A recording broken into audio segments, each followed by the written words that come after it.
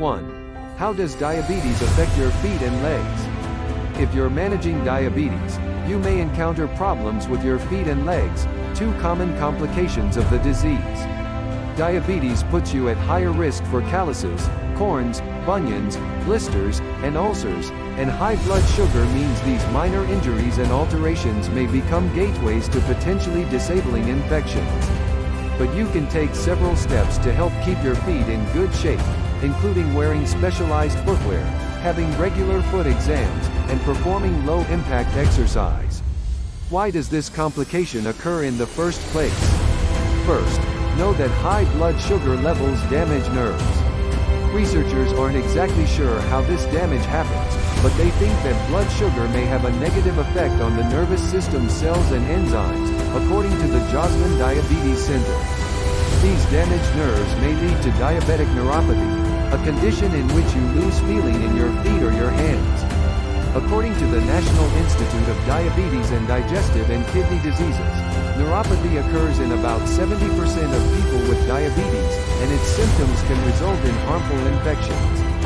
After all, if you can't feel your feet, you won't be able to notice cuts, sores, or pain. And if you can't feel these irritations and wounds, they may lead to infection, and untreated infections can lead to gangrene, which in turn can require amputation.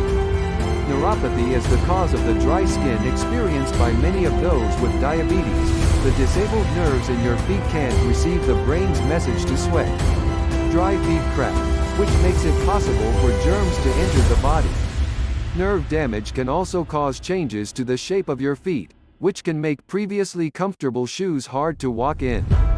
That friction creates calluses and bunions that can wear down and expose skin to germs. In addition, diabetes also causes the blood vessels to shrink and harden, which can make it hard for your feet to fight infection. To help manage these symptoms, you can safely use lotion, according to the American Diabetes Association.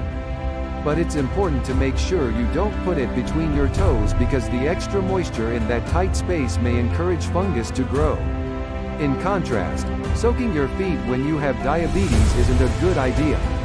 This approach can make already vulnerable skin even more fragile and susceptible to infection, either through making your skin too dry or too soft. There are a number of other solutions for the aching, sensitive feet you may encounter on your journey with diabetes. Read on for 11 tips that will help you stride on with strength and confidence while managing the disease. 2. Inspect your feet every day for cracks, wounds, and sores. Nerve damage is a complication of diabetes that makes it hard to feel when you have sores or cracks in your feet. Patients with diabetes are looking for any changes in color, sores, or dry, cracked skin, says podiatrist Stephen Tillett, DPM, of Portland, Oregon.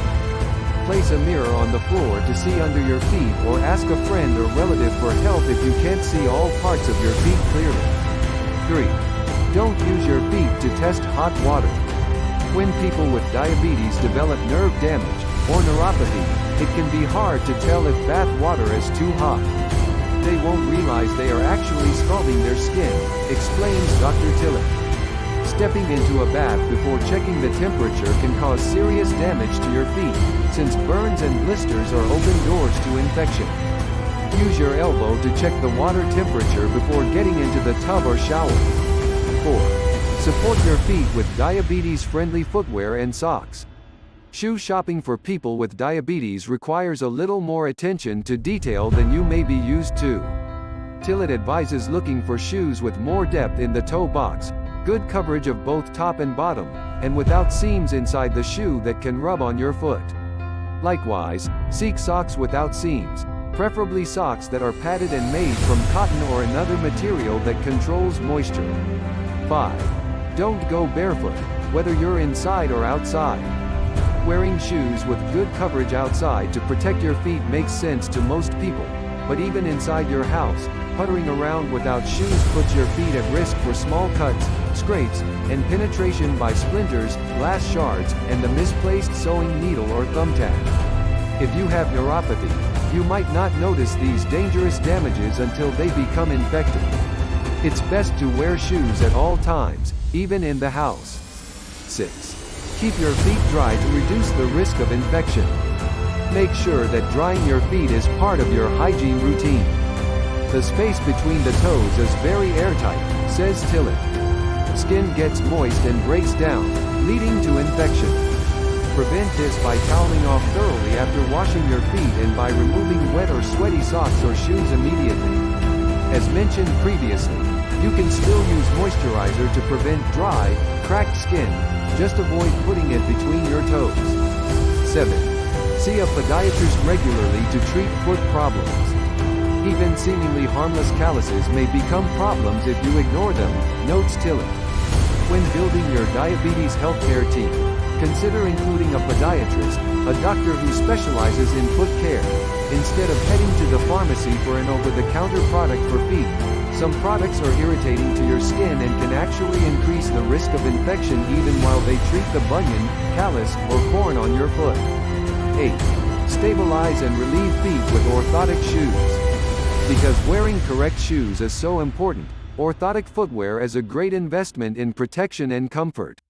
Shoes made especially for people with diabetes are available at specialty stores and online, or you can visit your podiatrist for advice. Medicare Part B will cover one pair of extra depth or custom molded diabetic shoes a year, plus additional inserts to reduce pressure on your feet. Your doctor may recommend these shoes to you if you have an ulcer or sore that is not healing. 9. Go easy on your feet with low-impact exercises.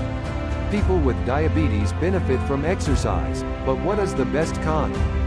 While exercise for diabetes certainly isn't one size fits all, be mindful that many fitness classes and aerobics programs include bouncing, jumping, and leaping, which may not be good for your feet. This is especially true if you have neuropathy. Instead, look into programs, such as walking or swimming, that don't put too much pressure on your feet. Just make sure you have the right shoe for whatever activity you choose. 10. Quit smoking to improve circulation in your feet. The dangers of smoking run from your head to your feet. The chemicals in cigarette smoke damage and constrict your blood vessels, which means that if you smoke, you're depriving your feet of the nutrient and oxygen-rich blood that fights infection and keeps them healthy.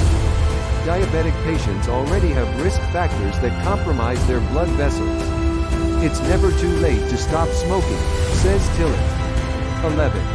Control your blood sugar to help avoid diabetic neuropathy.